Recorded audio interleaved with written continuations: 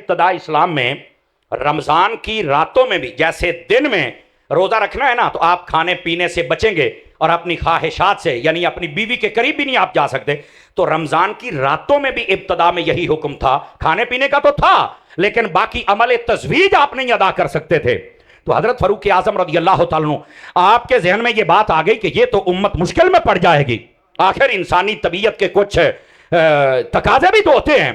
یہ حضرت فاروق اعظم نے سوچا ہے، اللہ نے قرآن کی آیت نازل فرما دی احل لکم لیلۃ الصیام الرفث الی النساء، کہ دن میں روزہ رکھو اور یہ پابندیاں ہیں، رات میں اپنے معاملات انجام دے سکتے ہو۔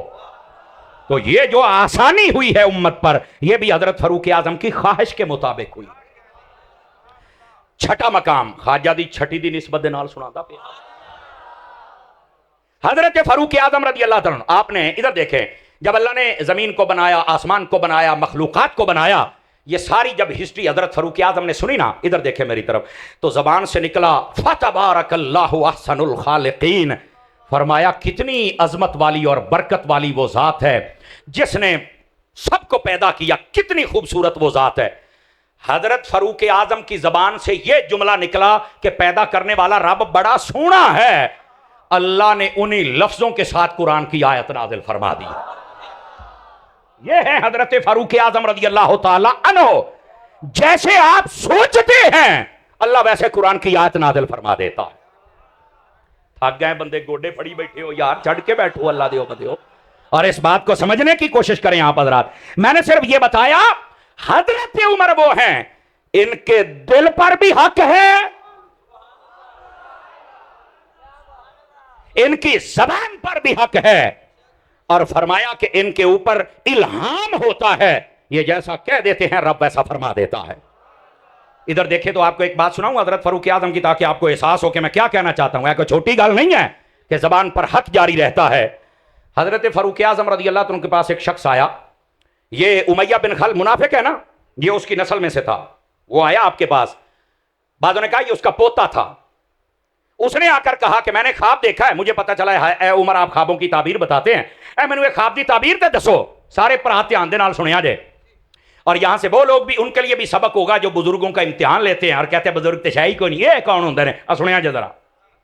اور اس منافق نے آ کے کہا کہ میں نے خواب دیکھا ہے، آپ تعبیر بتائیں۔ بولیا کیڑی خواب ہے؟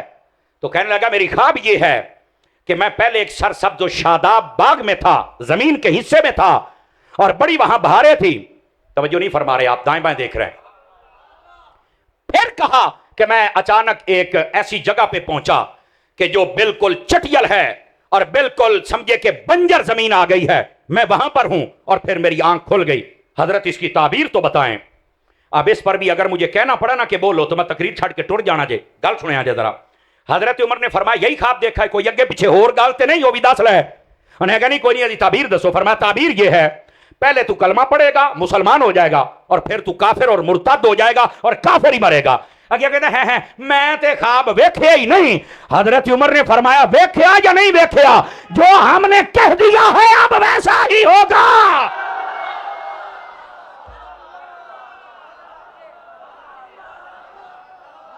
توجہ ہے، یہ ہے حضرت عمر بن خطاب رضی اللہ تعالی عنہ جو کہہ دے۔ اور آپ کو پتا اس سے پہلے یہ بات کس نے کہی تھی؟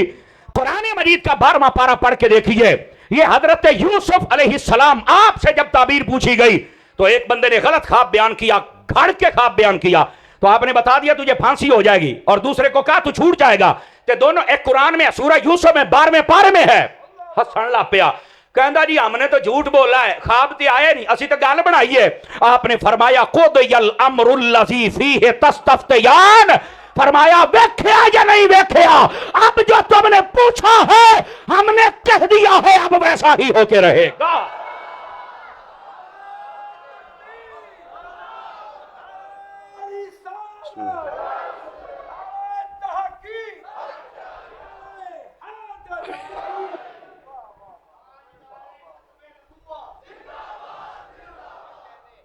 تھکے تو نہیں ہیں؟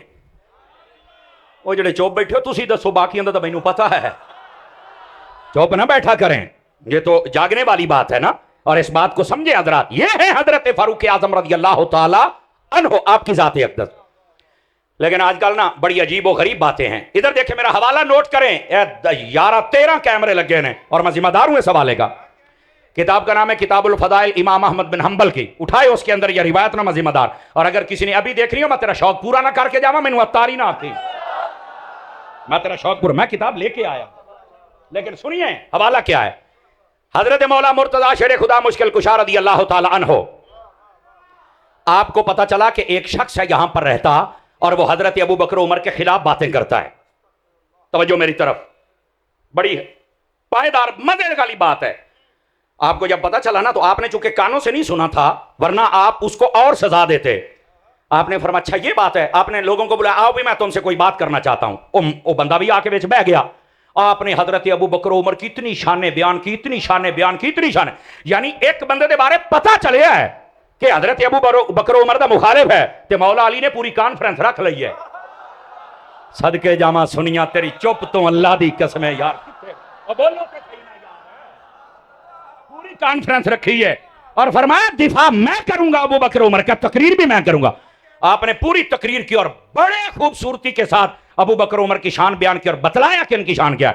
اچھا وہ جڑا بندہ وچ بیٹھا سی نا, انہوں سمجھ آ گئی کہ یار میں تے غلطی تے ہاں. اے دا مطلب ہے تقریراں دا فائدہ ہوندا ہے. ہائے ہائے ہائے ہائے یار بولو اے سنیو. سانو کہندے نے تسی محفلاں کیوں کر دیو, میں کہ ہن سمجھ آئی کیوں کرنے ہیں. بابا ان سے لوگوں کے عقیدے ٹھیک ہوتے ہیں. باپ بندے حلال دی ٹاکی لگی ہوئے صحیح تے بیان کرن والا کچھ جاندا ہوئے صحیح, 1 گھنٹے تو بعد لوگ کی عقیدے ٹھیک کر کے جاندے. لوڈی مولا علی کو جب پتا چلا آپ نے پوری کانفرنس تقریر کی اور وہ بندے نو سمجھ آ گئی میں غلط ہے حضرت علی. اور کئی بندے ہوندے نے نا وہ علی کو مانتے ہیں لیکن علی کی نہیں مانتے. وہ بندہ سی علی نو بھی ماندا سی, علی کی بھی مان گیا تو اس نے بالکل اپنے آپ کو بدل لیا. 5-10 دن گزرے نا, یہ میں حوالہ دے رہا ہوں, میں نے حوالہ پہلے دیا ہے. تو آپ نے بندے نو پوچھا دسو ہن بھی آئی دیاں گلاں کردا ہے. تقریر تو میں کر چھڈی, کانفرنس ہو گئی ہے تے ہن بھی گلاں کردا. انہاں کہا نہیں جی ہن بالکل ٹھیک ہو گیا. آپ نے پھر اس بندے نو سدیا, سن ذرا حوالہ ہے. آپ نے فرمایا گل سن, مینوں پتا چلیا سی تو حضرت ابو بکر عمر دے خلاف گلاں کیتیاں نے, چونکہ میں کنی نہیں سی سنیاں تو میں تقریر کیتی ہے, تینوں سمجھ آ گئی تو چپ ہو گیا ہے. اللہ دی قسم ہے اس گل تے سارے نوں بولنا پینا, گل بڑی چستی ہے. آپ نے فرمایا اگر تو نہ کھلوندا تے میں پھڑ کے تیری ٹینڈ کر دینی سی. اوئے بولو تے صحیح نہ یار, میں پھڑ کے تیری ٹینڈ کر دے. سارے نے پھر پوچھنا سی بے کی ہویا, تینوں پھر دسنا پینا سی تے بندہ بن. تو میں نے کہا جب ابو بکر عمر کی شان آ جائے تو علی بھی سٹینڈ لیتا ہے. اوے بولو نا یار, دسو جی گل سن کے سواد آیا کہ نہیں آیا. اے میرا چاہنے کیسٹ والی تقریر نہیں, اے اوے جڑی اسی اکھی پڑھ کے کر دے انہیں. ہاں اور آپ صاحب کا تقریر بھی سن لیجیے, حوالہ نہیں آپ کو ملے گا. میری تقریروں میں سے علماء تو بیان کرتے رہتے, میں طالب علم ہوں, میں پڑھ کے بیان کرتا ہوں. صدقے جاواں جڑے پڑھ کے سبحان اللہ نہیں کہہ سکتے. ساڈی قوم دوڑیاں مائیاں تے شیراں تے لگ گئی. اللہ دی قسم کدی انج گلاں سنو تسی ویسے ہی جوان ہو جاؤ جناب. یہ ہے حضرت عمر بن خطاب اور حضرت ابو بکر صدیق کی شان, اور دفاع کون کر رہا ہے؟ مولا علی شیر خدا مشکل کشا داماد مصطفیٰ زوج زہرا تاجدار حلتا.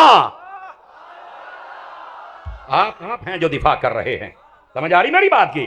تو اس واسطے جب بزرگوں کا دفاع ہو تو چوپ نہیں, میں جڑا جتھے لگا لگا ہی رہے. کیوں لگا رہے؟ سدھا جڑے چوپ بیٹھے ہو کی کھل کو رشتہ داریاں نے. ہاؤ سلاب پھڑو یار, کی ہو گیا جے.